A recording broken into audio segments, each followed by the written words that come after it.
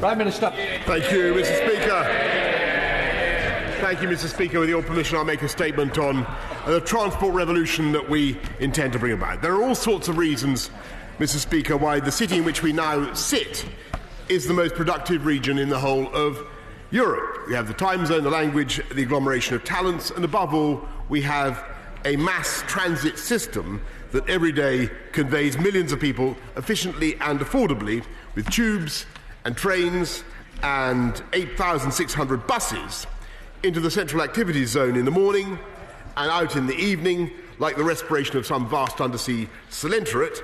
And as the public transport network has expanded in the last 150 years, it has brought hope and opportunity and job prospects to people growing up in every part of this city and beyond.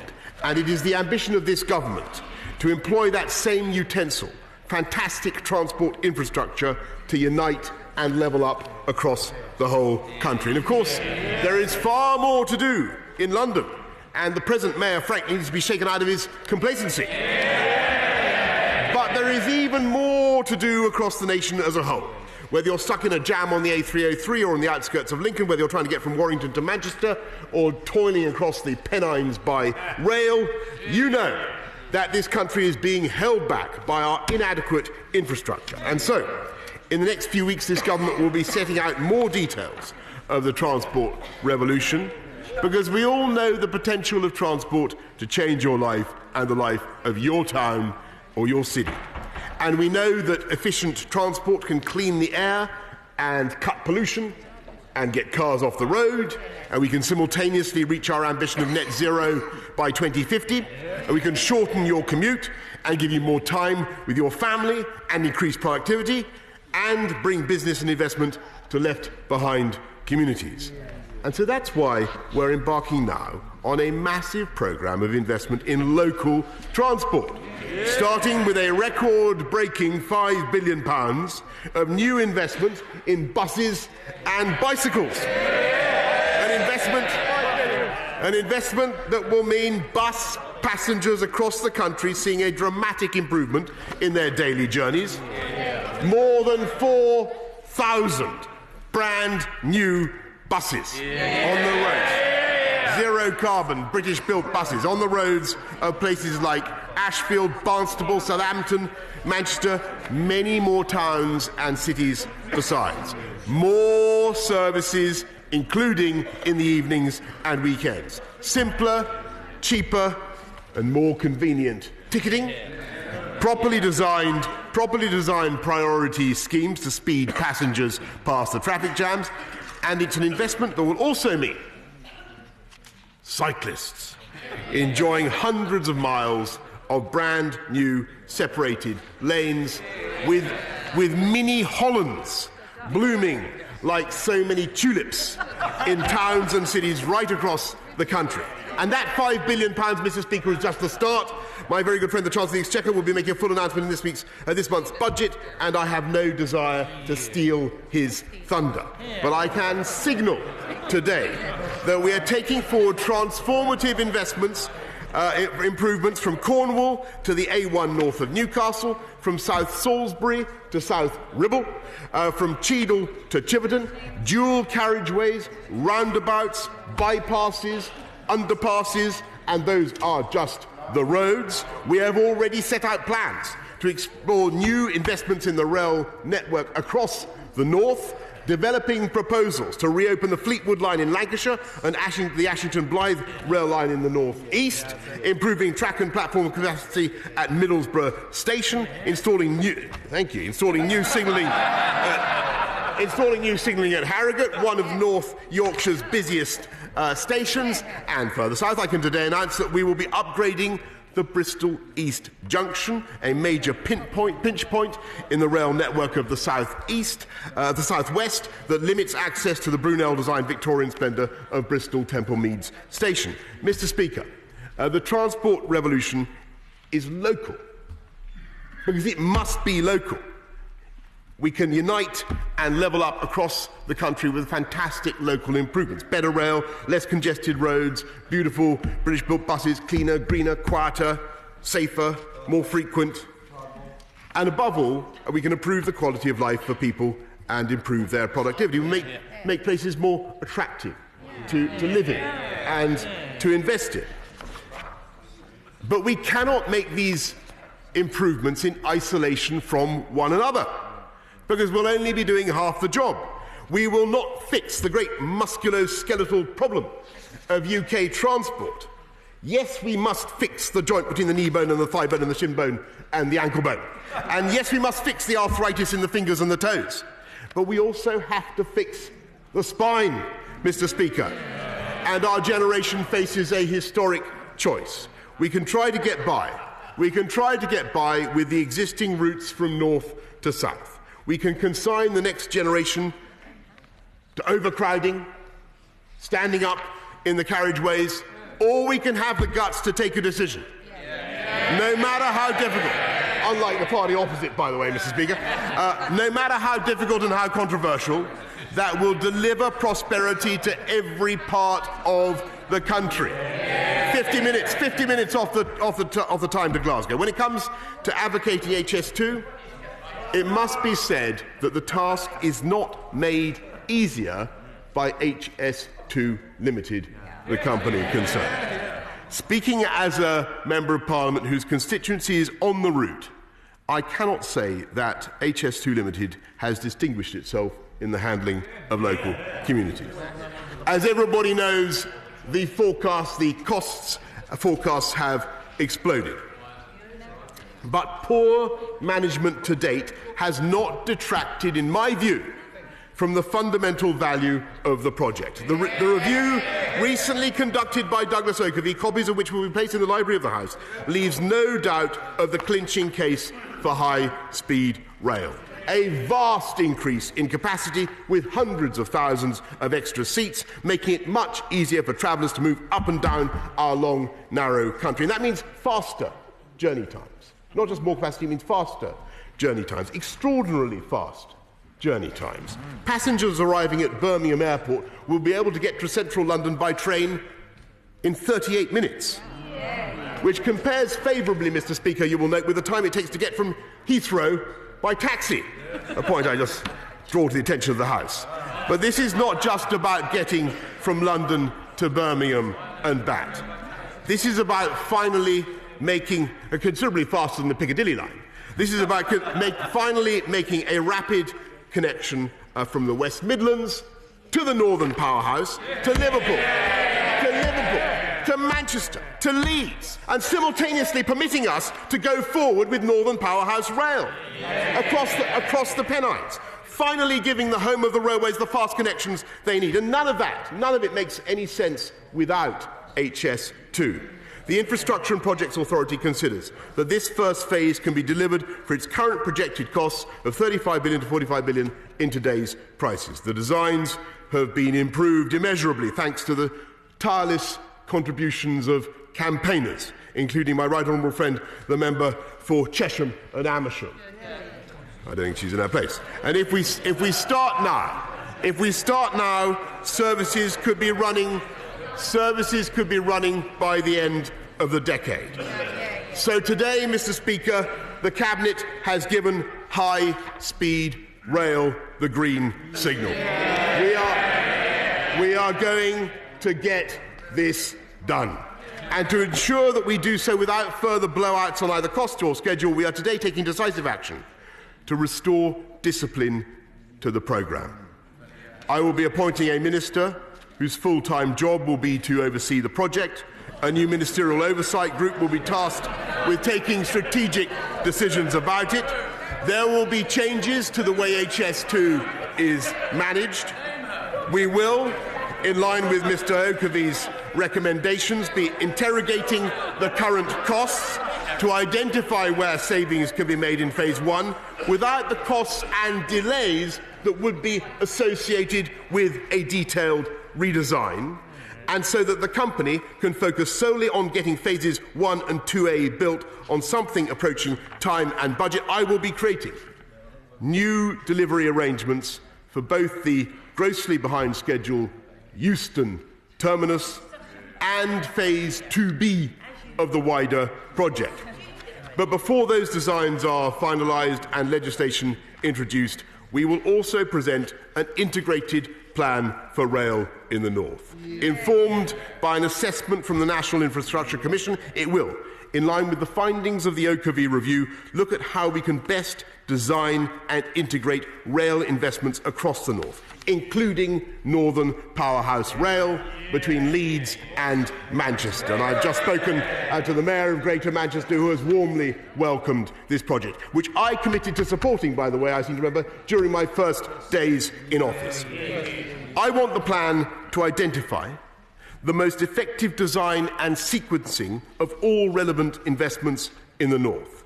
For example, with many in the north crying out for better east-west links instead of improved north-south ones, which you've heard many times in this House, some have suggested delaying or even cancelling HS2 in order to get Northern Powerhouse Rail done more quickly. But I want to say to you, Mr. Speaker, and to the House, this is not an either-or proposition.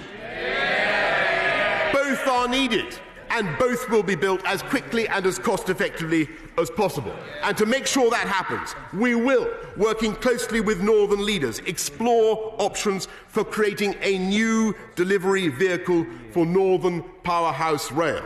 And we will start treating HS2 north of Birmingham, Northern Powerhouse Rail and other local rail improvements as part of one integrated master plan, High Speed North. Because something has to change, Mr. Speaker. And those who deny this, those who say we should simply build 2B and Northern Powerhouse Rail, according to the plans currently on the table, are effectively condemning the North to get nothing for 20 years. And that would be intolerable, Mr. Speaker. So as we draw up this plan, we are not asking whether it's phase 2B or not 2B. That is not the question, Mr. Speaker. The question is how we can bring a transport revolution to the north sooner. And together this revolution in transport, in local and national transport, has the potential to be truly transformative for the entire country. And yes, it is ambitious, but ambition, frankly, is what we have lacked for far too long. 2 centuries ago, our ancestors would have been content with, could have been content with breeding faster horses. Instead, they invented the railways. They created the transport network on which the United Kingdom rose to economic preeminence. They looked to the future of transport and they made it happen. And today, it is our duty to do the same. Let us bring about a future where high-speed trains glide between our great cities, where electric buses convey us cleanly around our towns, where self-driving cars roam along roads that are free of the congestion that causes so much pollution, and where a new generation of cyclists pedal safely and happily to school and work in tree-dappled sunlight on their own network of fully segregated cycle paths. This government, as we did in London, this government will deliver a new anatomy of British transport, a revolution in this nation's public transport provision, and a sign to the world that in the 21st century this United Kingdom still has the vision to dream big dreams and the courage to bring those dreams about, and I commend this statement. Jeremy Corbyn. Mr. Speaker. Mr. Speaker, I thank the Prime Minister for an advance copy of his statement. Once again, we see the government taking ideas from the Labour Party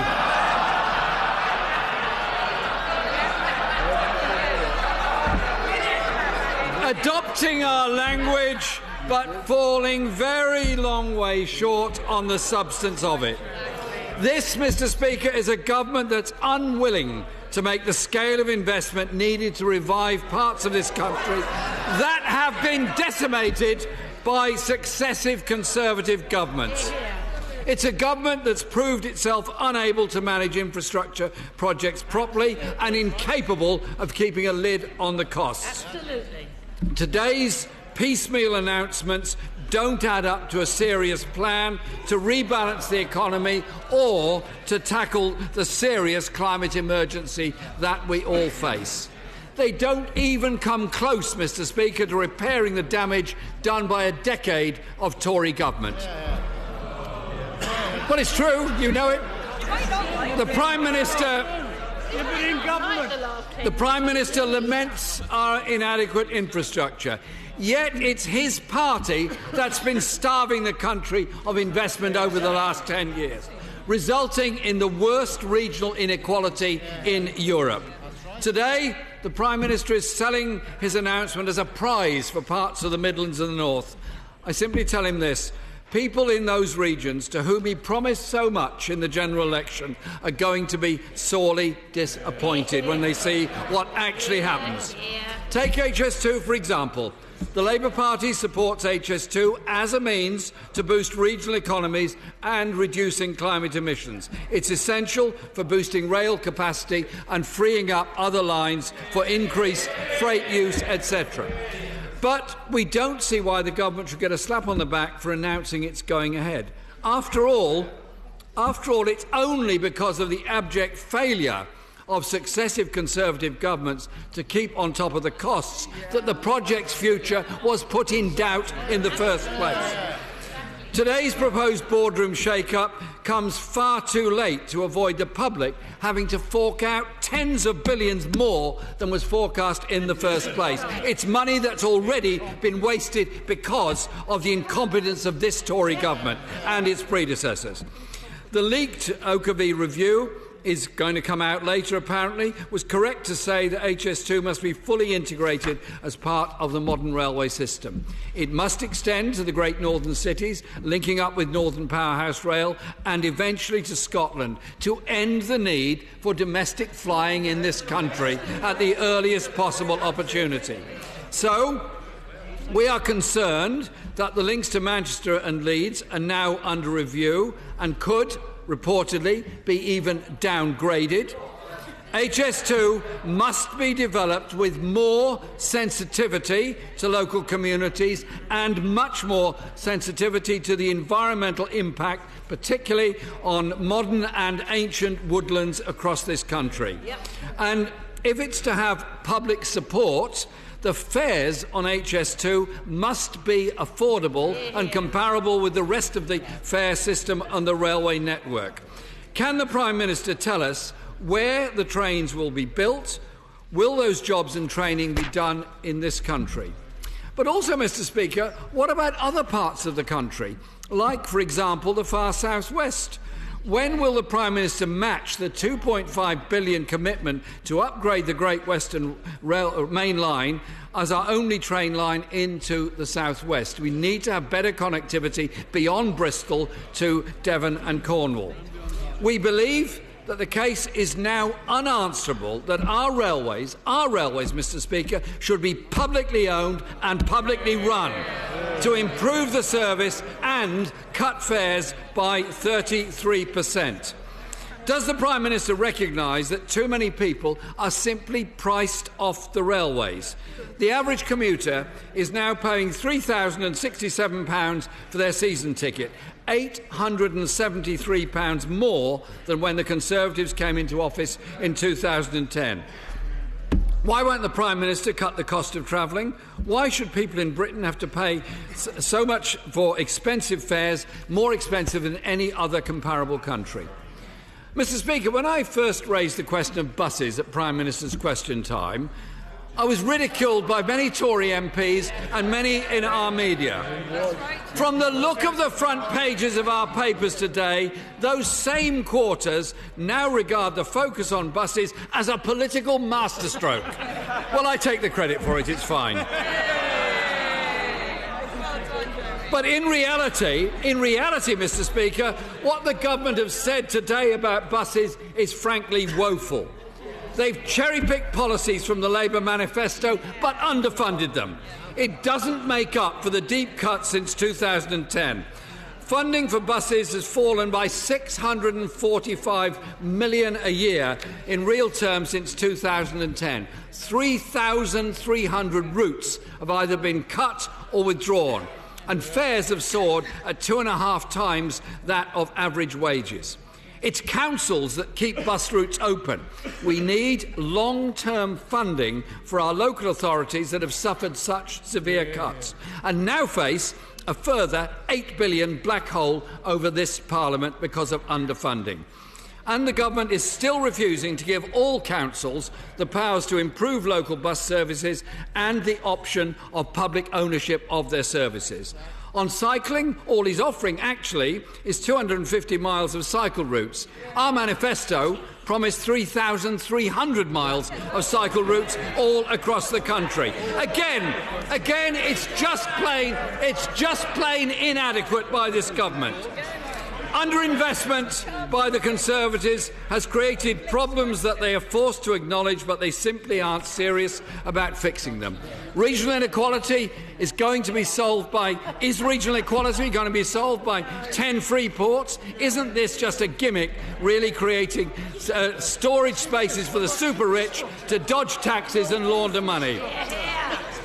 Mr. Speaker, the Prime Minister is clearly fond of announcing big, shiny projects, like the scheme to build a bridge over the Irish Sea. Why not go the whole hog and make it a garden bridge, connected to an airport in the sea? It stands as much chance of actually being built as any of those failed projects by the former Mayor of London put forward.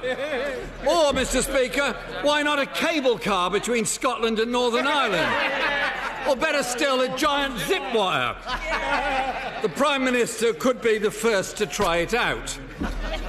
The saddest thing, Mr. Speaker, about today's announcement is the high likelihood that so much of it won't be delivered. With the Prime Minister demanding 5% cuts in the very departments that are supposed to carry these policies out, I fear that those communities that desperately need investment and new infrastructure are going to be let down when today's headlines become yesterday's news and they find that nothing has changed. Sorry. Just help the House. I'm expecting to run this to around 140. So some members may not get in, but if we all help each other, it will be much nearer to getting everyone in. Prime Minister. Well, Mr. Speaker, I thought the right honourable gentleman did a manful attempt there to conceal his fundamental agreement with what we're doing, and you know he raised some interesting points. Actually, we're doing a transport revolution across the whole of the South West, not only investing in the seawall at Dawlish on the railways, but we'll of course be upgrading the roads, the A303 through the South West. We'll be doing improvements in Wales, and I think it's high time, by the way, that the Bryn Glas tunnels were unblocked. We encouraged the Labour government in Wales to do that. HS2, of course, don't forget, brings 50 minutes off the journey time to Glasgow. Every part of this country benefits. As for fares, I would just remind him that fares rose twice as fast under the Labour government. And the whole point of the honourable gentleman is trying to interrupt me from a sedentary position. I would remind him the whole point of putting in another 200,000 seats in capacity is that you thereby drive down prices for the consumer. It's about competition. Mr. Speaker, he made a heroic attempt to cavil and disagree with what is fundamentally a wonderful project for this country. He even tried to dislike our bus plans. I don't know quite. No, he claimed them for himself. Mr. Speaker, I'll take that. The Leader of the Opposition, as far as I understand the position, actively supports the announcement of the government today, and I congratulate him on that. You, Merriman. The additional £5 billion for buses and cycle links is greatly welcomed. Last year, the Transport Select Committee called for additional funding in buses and a buses strategy, both of which are coming to fruition. How will the Prime Minister ensure that the money allocated to local authorities for these projects is spent by local authorities for these projects? Will it be ring-fenced? And if not, how will we really ensure that we are levelling up for our public transport system? Well, I congratulate my honourable friend for the work he does for his community, and I can assure him we will ensure that when money is allocated for buses or for cycling projects, it is spent on buses and cycling projects. Stand it. Ian Blackford. Thank you, Mr. Speaker, and let me thank the Prime Minister for an advance copy of the statement. Let me be mindful of one reality. No number of Prime Ministerial vanity projects will ever heal the economic damage and the damage to connectivity which this Tory Brexit will inflict. In terms of the HS2 announcement, enhanced rail infrastructure is obviously welcome, despite the indecision and the waste that has been synonymous with this project. We will wait and see if the Prime Minister is capable of getting this decision through his own party and past his own chief adviser. However, if the Prime Minister is truly committed to rail connectivity across these islands, will he engage with the Scottish Government to improve rail links from Scotland to the major cities of the north of England, such as Manchester, Newcastle and beyond? Will he also explore collaboration on the extension of the Borders rail line and what resources will be provided? The Prime Minister may talk about his priorities of one nation. We know what nation he's talking about. And, Mr. Speaker, it certainly doesn't include the Scottish nation. Can I further ask, given his previous opposition to the Barnett formula and his party's repeated failure to fully implement it, can the Prime Minister confirm if all of the spending that he is determined to engage in will be subject to Barnett consequentials? Yes or no? I welcome the fact that the UK Government is following the lead of the Scottish Government, who announced a £500 million bus infrastructure programme last September. Mr. Speaker, given the Prime Minister's previous association with buses, can the Prime Minister reassure the House that false advertisements will be banned from the new bus fleet? And finally, on the bridge, this is a Prime Minister that couldn't even build a bridge across the Thames. He'll therefore have to forgive those of us that are sceptical that he can build one over the 20-mile expanse of the North Sea. Will the Prime Minister therefore provide the estimated £20 billion for his project to the Scottish Government and the Northern Ireland Executive so they can spend those money on our own priorities? Prime Minister. Mr. Speaker, I can assure the right honourable gentleman that we will, of course, collaborate with the Scottish Government on projects that I think will be of massive benefit for the whole of our United Kingdom. And on his substantive question about Barnett consequentials, of course there will be Barnett consequentials as far as the bus is concerned. I'm afraid I'm not following him in building on all the... as far as his plan to build a bridge across the North Sea, Mr. Speaker, I think he needs to look at the geography of the United Kingdom again. Indeed, the only obstacle standing in the way of HS2 is the crackpot SNP plans to put an economic border between England and Scotland, break up the United Kingdom and have a border at Berwick. Andrew Mitchell. My right honourable friends, a comprehensive announcement today will be very widely welcomed across the West Midlands and in Birmingham, and nowhere more so than in the royal town of Sutton Coldfield. Will he today pay tribute to the superb leadership marshalling the arguments of our West Midlands Mayor Andy Street and the case that he has put which will underwrite our economic prosperity for the future? Mr. Speaker, my right honourable friend is absolutely right. I salute the work of Andy Street, his vision for transport in the West Midlands, and that will be supported and encouraged and fomented by HS2. Red Stringer. Mr. Speaker, I very much welcome the announcements as far as HS2 and the integration into HS3 is concerned. Does the Prime Minister agree with me that his statement could also be improved and bring more immediate jobs to the north of England if, as well as building HS2 from London to the north, we also started building HS2 from the north to the south? And finally, for real ambition, would he not agree that HS2 should go to Scotland, which would help to unite the two countries? Mr. Speaker, we'll certainly get on with building Phase 2A immediately, but I can tell him that HS2 already does go to Scotland. That's one of the great advantages of this project. Michael Fabricant. The Prime Minister will understand that Andy Street and I tend to talk about soft furnishings as it tends to avoid argument, because I'm less than enthusiastic about the route of HS2, which neither connects with Eurostar nor with Birmingham New Street or indeed with St Pancras. But I'm delighted to hear that the Prime Minister has said that the organisation of HS1 Limited will be revised. Would my right honourable friend agree with me that it's very, very important that, as HS2 now is going ahead, that we also compensate well those people in my constituency and his who will be affected by HS2? Mr. Speaker, the short answer to that is, of course.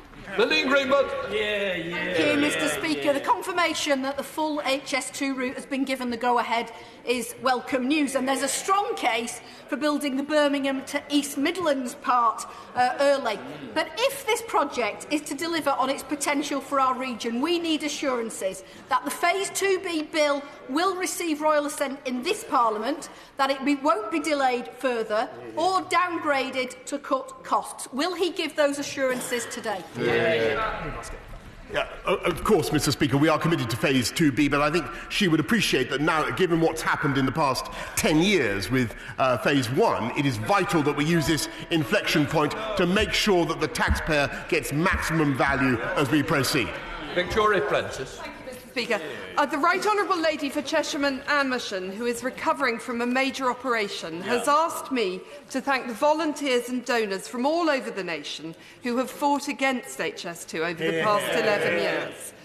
The last 3 years have given us a few lessons in what gracious defeat looks like. And while I remain worried by the environmental, financial and governance issues of this project, I really do wish it all the best.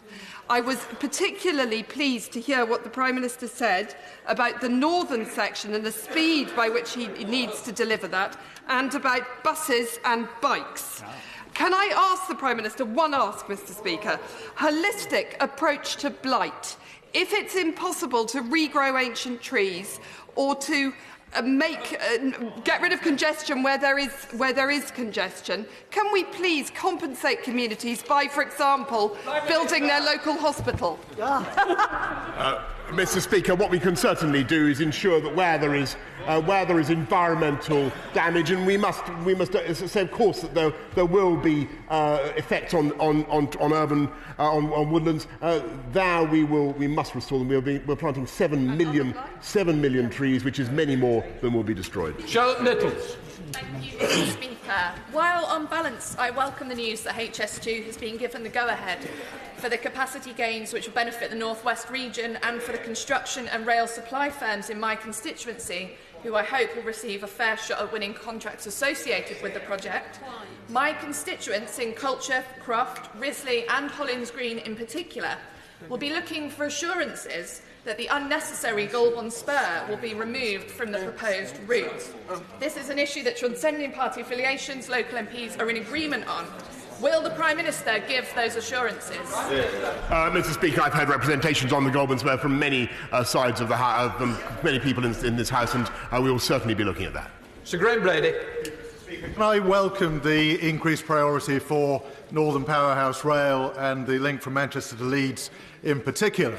But can I also ask my right honourable friend to ensure an urgent review of parts of the route for 2B, including the Goulburn spur, entirely unnecessary and likely to cost over £1 billion, completely wasted money, but also to look at the fact that the station for Manchester Airport, absurdly, isn't at Manchester Airport. It will be built on ancient woodland in my constituency at Davenport Green instead.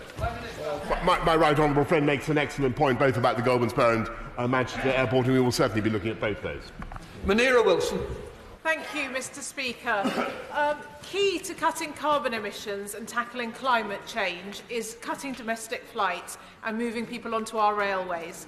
And so That's why the HS2 announcement is to be welcomed, and building a third runway at Heathrow is an act of environmental vandalism.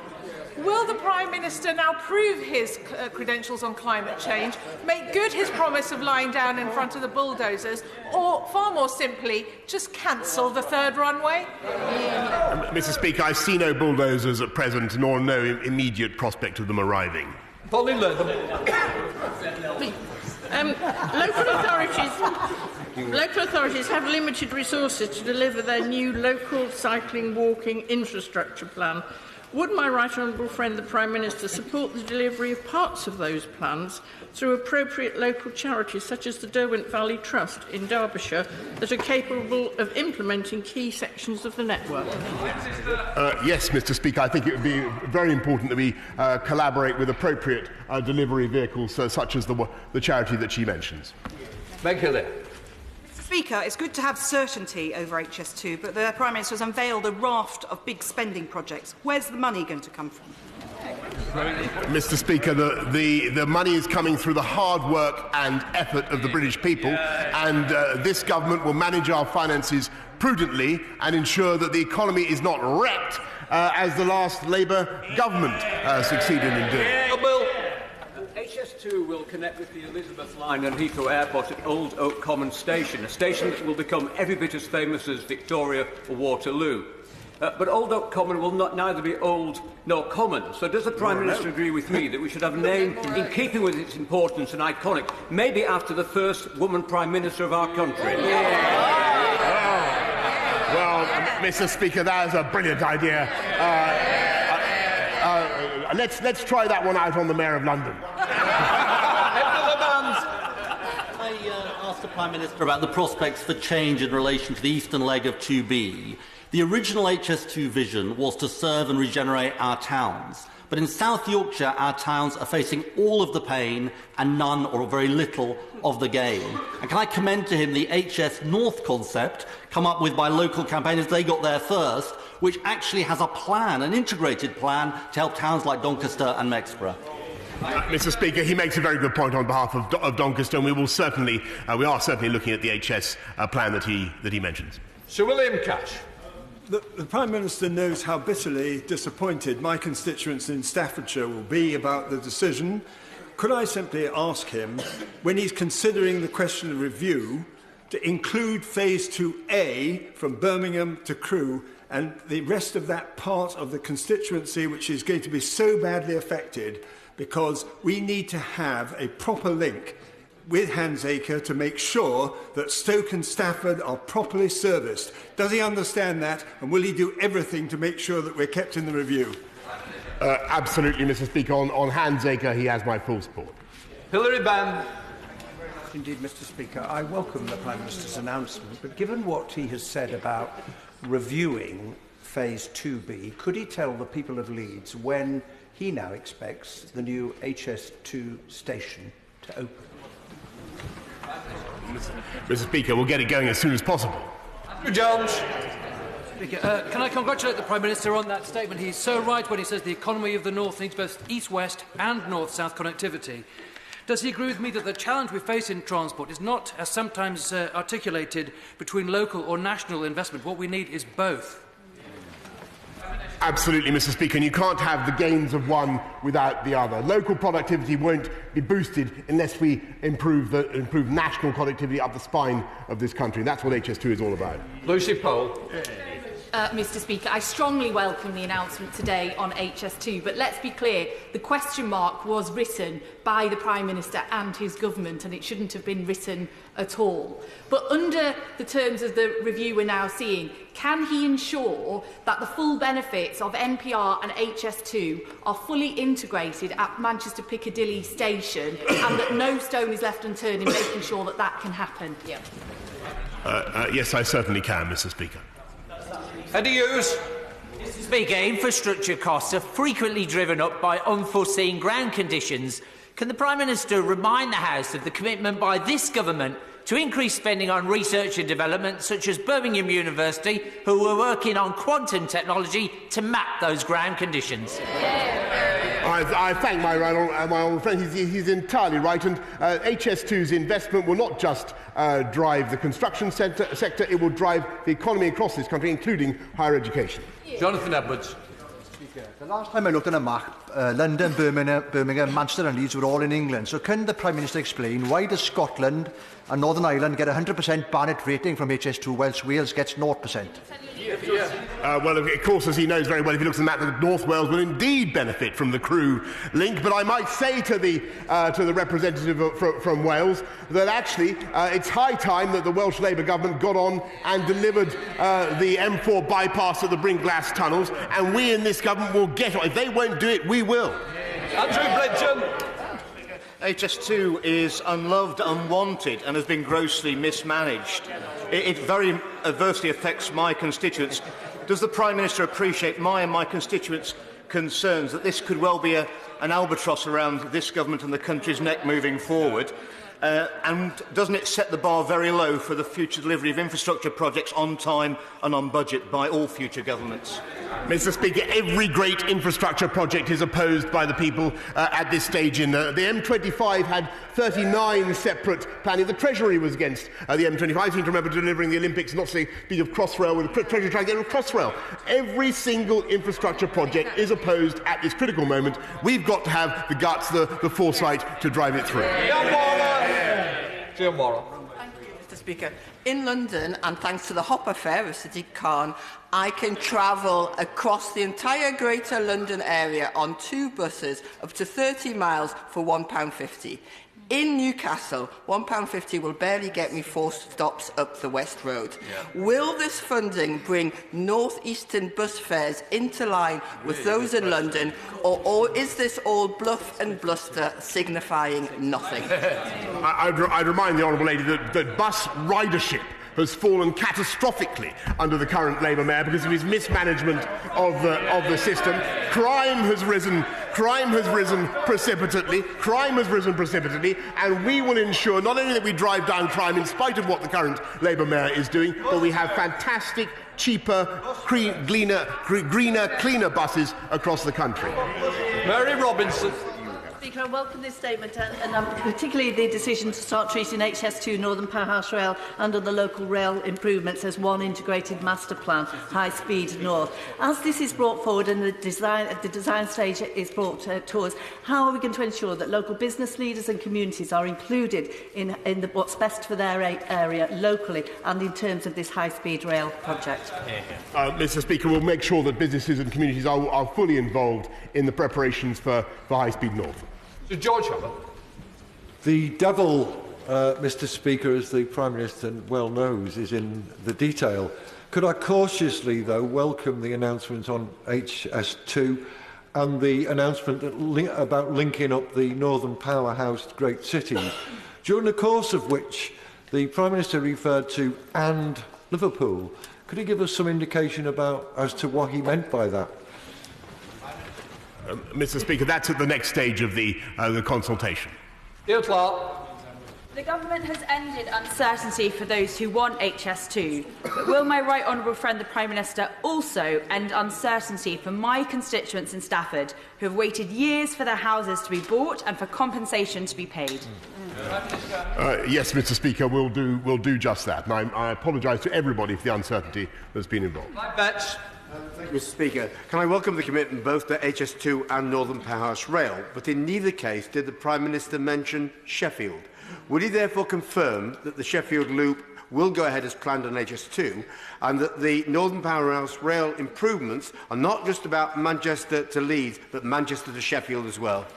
Mr. Speaker, we're proceeding with the whole of the HS2 plan, but as the House will appreciate, given what has gone before, it is right that we interrogate the methods and the costs as we go forward with phase 2B.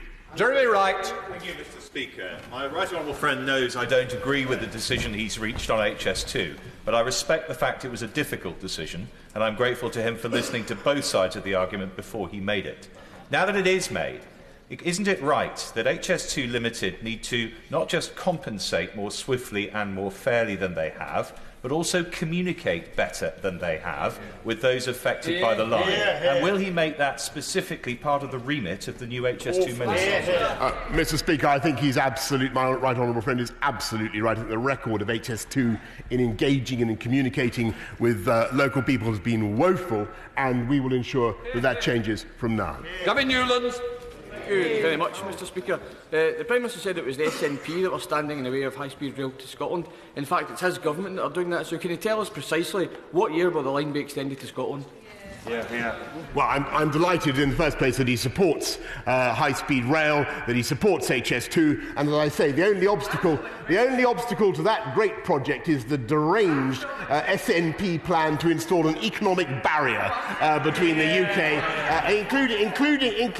including an immigration barrier, for all we know, between the UK and between England and Scotland. Amanda Soloway. Thank you, Mr. Speaker. I am delighted by the statement today. Does my right honourable friend agree with me that not only does it support the growth in the North, but the Midlands as well, including the constituents and businesses of Derby North? Indeed, Mr. Speaker, and I thank my honourable friend for her support. And if you could just go to the Midlands, and you can see the investment already flooding in as a result of HS2. Let's turbocharge that now. Alison McGovern. Thank you, Mr. Speaker. It's kind of funny in a way to see the Prime Minister come here to gleefully re-announce a project that he himself and his office tried to put a stop to. But whilst he's in train set building mode, can I draw his attention to the Wrexham to Bidston line that would connect North Wales and Liverpool? And will he put some extra investment in there so that we can speed up improvements? We will certainly examine very carefully the proposal that the honourable lady makes and whether it qualifies under our £1.5 billion beaching plan. Craig Whittaker.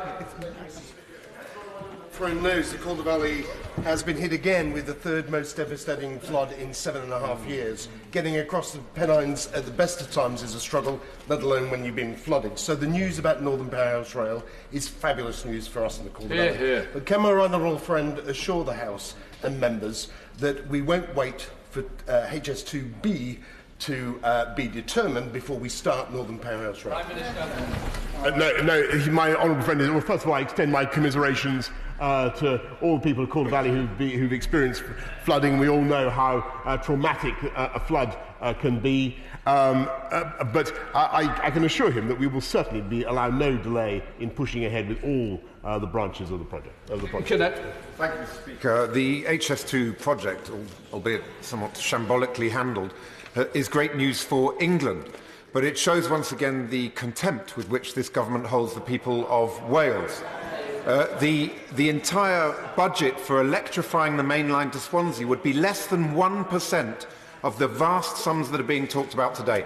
So will the Prime Minister today commit to electrifying the main line to Swansea, or will he continue to hold the people of Wales in contempt?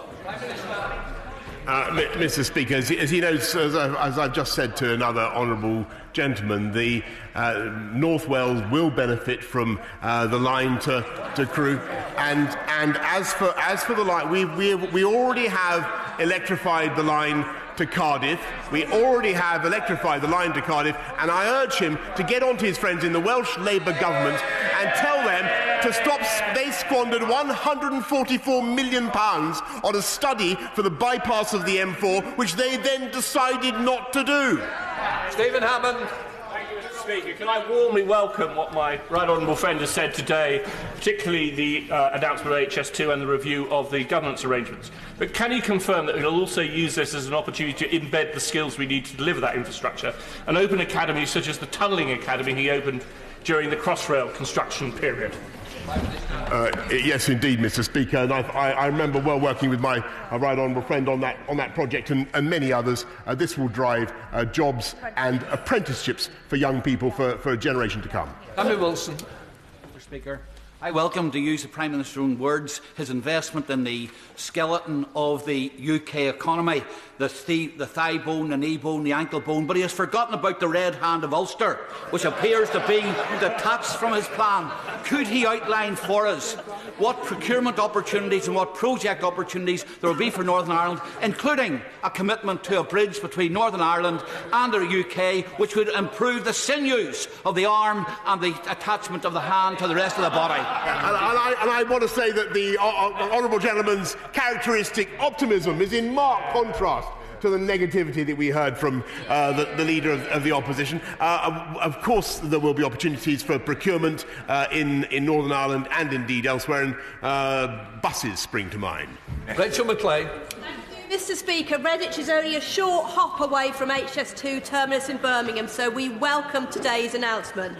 But does the Prime Minister agree with me that because my constituents have the highest rate of going to work by bus, Redditch is the perfect candidate for Britain's first all-electric bus town? What a brilliant idea, Mr Speaker. Mike Mom.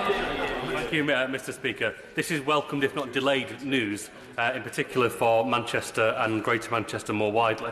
Can we ensure, though, that the Metro mayors and the council leaders are hardwired into the review, but also, in the way that's already been suggested, we do consider also starting at Manchester and meeting in the middle to make sure that we get the benefits early on, particularly for education, schools and jobs in my town? Prime Minister. I thank the honourable gentleman. I can say that we will indeed be working with the Metro mayors and already are consulting them on exactly that. Andrew Percy. We've had the fluffy end of the lollipop for too long in the North on transport funding, so I absolutely am made up by this decision on HS2 and HS3, and I support my honourable friend in Doncaster North's comments too. Can I ask him also, though, to look at the Operator Service Option Fund for underutilised line? There are just 2 services on the Goole-Sneath-Leeds line every day. That's not enough to allow the people of Leeds to come and enjoy Goole. So can he please look at that and ensure that we make these underutilised lines better used? Yes. Mr Speaker, I'd be only too happy to look in detail at the Goole-Leeds line to see what we can do to assist. We'll suck it and see, as they say. From McKinnell. Mr Speaker, Newcastle and the North East need this infrastructure investment in both HS2 and Northern Powerhouse Rail without any further delay. So can I make a very immediately deliverable improvement to our national infrastructure that will ensure the North East and Newcastle are NPR and HS2 ready by investing in our East Coast main line, which needs urgent infrastructure investment between York and Newcastle? She makes an excellent point, and we are indeed upgrading the digital signalling on the East Coast main line. Mark Palsy. The Prime Minister spoke about the spine of our rail network, and that's currently provided by the West Coast Main Line, and the upgrade that received a few years ago led to many businesses being attracted to Rugby. What reassurance can he provide to them that with HS2 bypassing Rugby, we will continue to retain fast services on a well-maintained railway? I've looked at this very issue. I thank my honourable friend. I've looked at this very issue, and I'm convinced that it will continue. The existing capacity will continue to be extremely important and will continue to drive jobs and investment in Rugby, where he and I think, opened a fantastic new electric taxi factory. Mike Kane. Thank you, Mr. Speaker. Despite going under my house, HS2 will reduce journey times from Manchester Airport in my constituency to London from 2 hours 24 minutes to 59 minutes, opening up a plethora of opportunities for the poor people of the South East, for the great city of Manchester. The Prime Minister's dodged the question, Mr. Speaker, from my friend from Oldham and from Blakely and Broughton. If he wants to level up and have a northern powerhouse, why doesn't he start building the line from Manchester down? Well, Mr. Speaker, we're building Northern Powerhouse Rail as fast as we possibly can, but he will appreciate that that project is not in a state of the readiness of the Birmingham to London route. But Dempsey. Do we realise more benefits for towns like Winsford in my constituency by integrating Northern Powerhouse Rail, the conventional rail network and HS2? And can my right honourable friend confirm that the Cheshire salt mines and the threat of sinkholes will be considered as a part of the next review?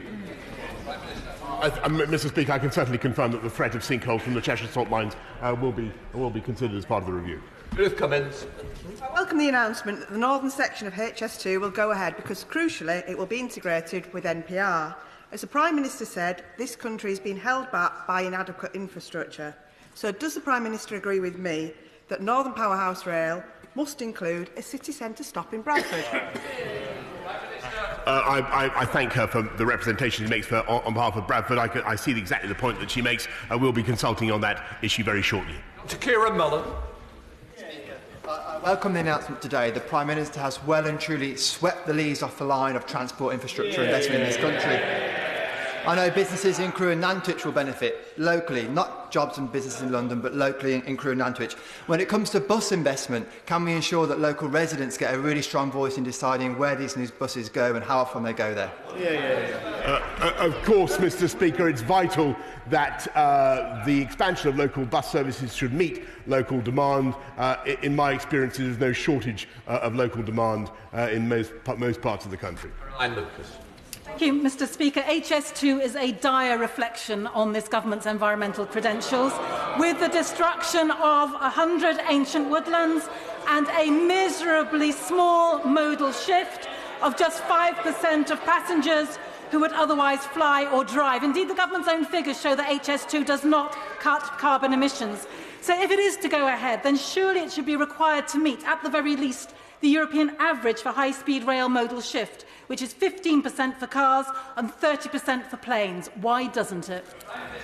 Mr. Speaker, we've just announced the biggest ever package in history for electric, for zero-carbon buses and possibly hydrogen buses as well. And HS2 is the most low-carbon, most efficient way of getting around this country. I think that will nothing please them.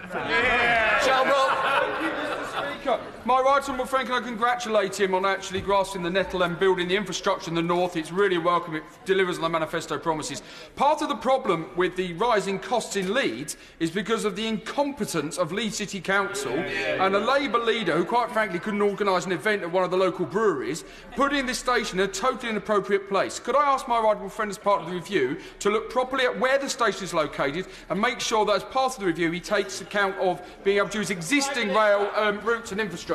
Mr. Speaker, we will be making sure as we go forward, and there's going to be a review, I must be clear with the House, we will be going forward with the whole programme, but we will be ensuring that we get proper value and proper political leadership and grip of the whole programme. Boris. Thanks, Mr. Speaker. For 4 decades, the East Midlands economy has been losing skilled work, and it's caused extraordinary damage to our communities. HS2 is a once-in-a-generation opportunity to reverse this decline and to add tens and tens of thousands of skilled jobs to our community. The Prime Minister has taken a difficult but very welcome decision. Can he reassure East Midlands people that there won't be any unnecessary delay to HS2B and that Midlands Engine Rail will be woven into the scheme as well? Yes, I can, Mr. Speaker. Thank you, Mr. Speaker. Particularly welcome the Northern Powerhouse Rail connection with HS2, but could I also ask him to look at the procurement process and make sure that it's our UK-based companies like Hitachi Rail in my Sedgefield constituency that get a real chance at getting the business out of this, and can it be done as quickly as possible so that they have an opportunity to plan the procurement? I want to thank my honourable friend. He has lobbied me personally several times on this very issue, and I can assure him that the plant in question and the jobs in question will be uppermost in our minds. Stephen Flynn. Very much, Mr. Speaker. At the last count, HS2 was projected to cost the City of Aberdeen £220 million. Based upon that figure, would the Prime Minister agree that HS2 will be an economic disaster for my city? On the contrary, Mr. Speaker, HS2 will shorten journey times across the whole of the United Kingdom, including and particularly Scotland, and indeed, as I said earlier on, there will be Barnet consequentials following from the fantastic announcements we've made today about buses and other modes of transport. Croft. Thank you, Prime Minister, for your statement and your vision to power up the North through transport. Historically, Scunthorpe steel has been used for many national infrastructure projects, such as HMS2 Queen Elizabeth aircraft carrier. Does he agree with me that we should be using our world-class steel, such as the steel we produce in Scunthorpe, for projects such as this? Mr. Speaker, I pay tribute to the workers of British Steel and what they do. Most of our train tracks come from British Steel, whether in Scunthorpe or elsewhere, and we will do our utmost, notwithstanding the difficulties that plant currently faces. We will do our utmost to ensure that remains the case in the future. Mr. Speaker, when we were first talking about HS2 10 years ago, we were not talking about a climate emergency.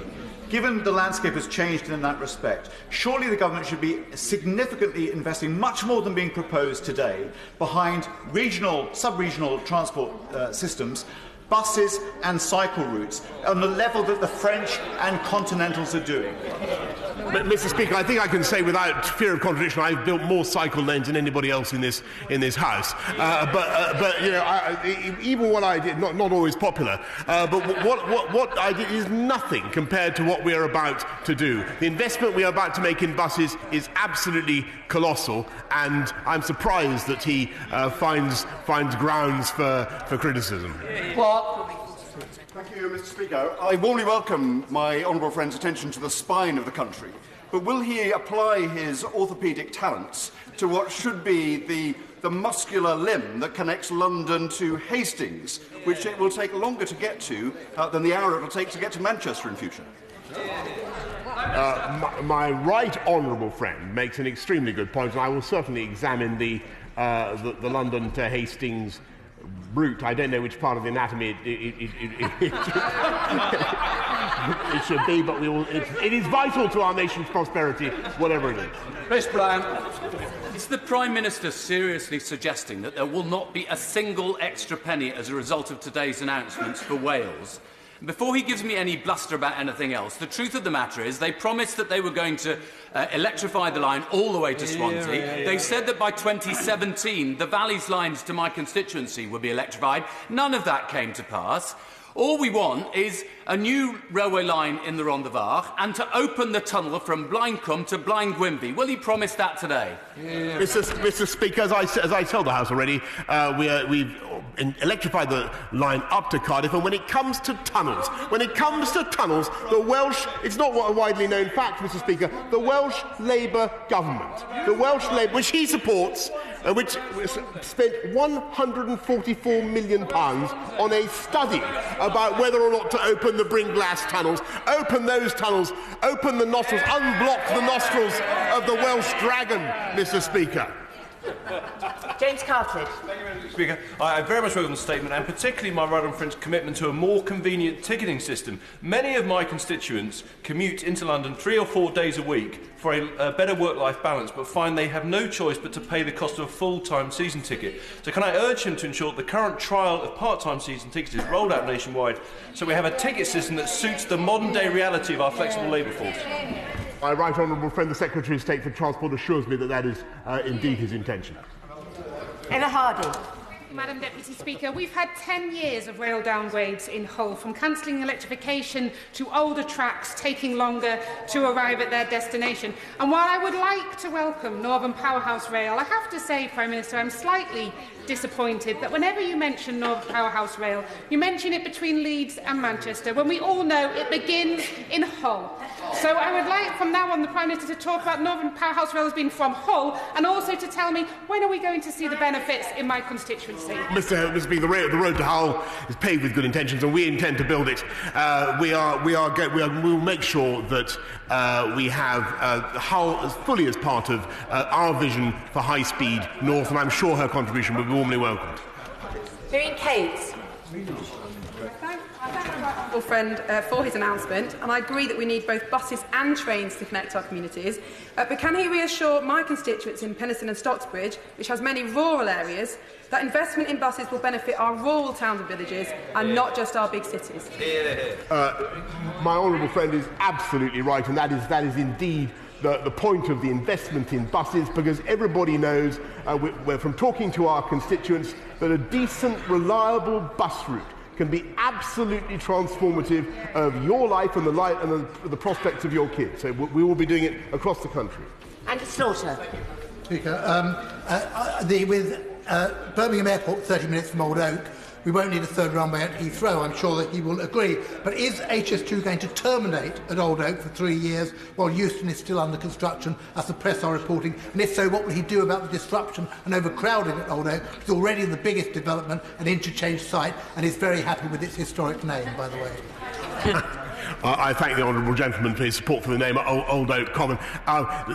We will make sure that we take control properly of the management of that fantastic project. There is huge potential for success at Old Oak, and indeed it presents a potential link, of course, between the Great West Line and HS2, and we will ensure also that we take control properly of what's happening at Euston, which I think he would agree has been a shambles, and we have a special purpose vehicle established to get the maximum value for the taxpayer from that project. Simon Hall. Speaker, I welcome entirely the statement of my right honourable friend. Anybody who's interested in increasing productivity in global Britain could not fail to do so. In response to the question that he was just a moment or so ago asked, can I ask him to take into account with regards to the rural provision for buses? Social mobility in our rural areas really does need a boost. These buses can actually help achieve that. When taking these funding decisions, can rural sparsity be taken into account as one of the triggers? Yes, of course. Rural need and rural sparsity will certainly be taken into account, as we will take into account the needs of all towns and communities. And it's not only that these buses will help people to get to work or to wherever they do, but of course what they do is they give businesses the certainty and confidence that they can invest in that town in the knowledge that they will have people who are able to commute easily. Kate Green. Welcome today's announcements both on rail and on buses. And in relation to buses in Greater Manchester, could we have an urgent decision now on funding for the Clean Freight and Clean Bus funds? Mr. Speaker, these will be the cleanest, greenest buses this country has ever seen, but we will certainly be making use of the Clean Bus Fund. Greg Smith. Madam Deputy Speaker, can I urge my right honourable friend, and indeed anybody that seeks to celebrate the HS2 decision, to keep central in their mind the blight that it will bring to communities up and down the route, not just on the landscape, but people's lives. Throughout the enabling works so far, people have been left in severe financial hardship. Can we actually have an independent body with real power to scrutinise every decision that HS2 Limited makes? Mr. Speaker, my honourable friend is entirely right in what he says, and I speak as an MP for a seat on the route where, like his constituency, thousands of people have faced confusion and uncertainty about HS2, and it is vital that people are properly compensated and properly treated, and that's why the Construction Commission will be looking at making sure that everybody is treated fairly. Alison Toulis. Madam Deputy Speaker, the Scottish environmental journalist Rob Edwards has been warning since 1995 about the munitions dumps by the MOD in Beaufort's Dyke, the deepest point in the North Channel of the Irish Sea and exactly on the route of the Prime Minister's latest fantasy bridge. Will he instead abandon this project and give the money instead to the Northern Irish and the Scottish governments directly so that we can invest in the priorities for Scotland and Northern Ireland rather than his fantasy plans?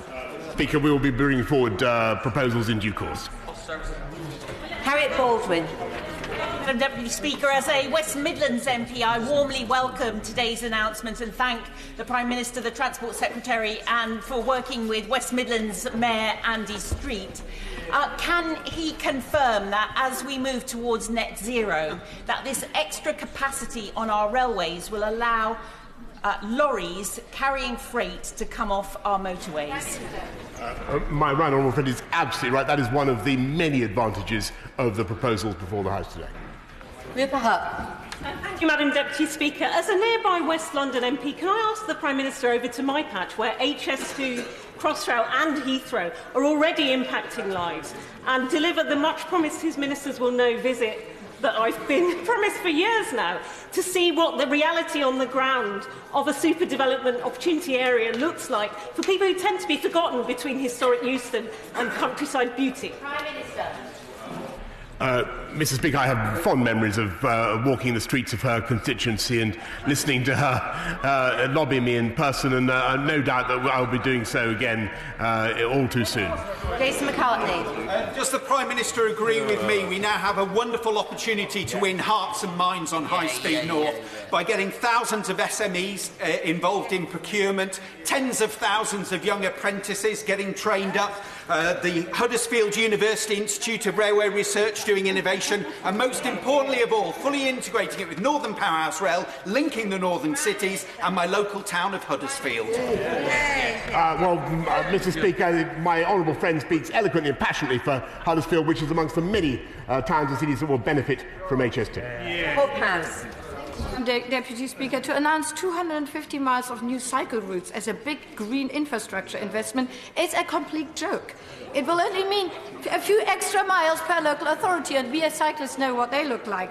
So if he agrees that we need many more continuous segregated cycle routes, how can he begin to explain how 250 miles across the country will cut it? Mr. Speaker, this is just the beginning. Vicky Ford. Thank you. I'm delighted to hear that when it comes to buses and bikes, we're all going Dutch. Will my right honourable friend make sure that rapidly growing areas like Essex and the east of England get our fair share of the funding? Yes. Absolutely, Mr. Speaker. Ruth Cadbury. Mr. Speaker, to double the rate of cycling from 2% to 4% of all trips will, according to government figures, need £5 billion worth of funding at least. So how much of today's announcement of £5 billion for buses and cycling and walking will actually be spent on cycling? In the first stage, 350 million. Order. Statement, Secretary.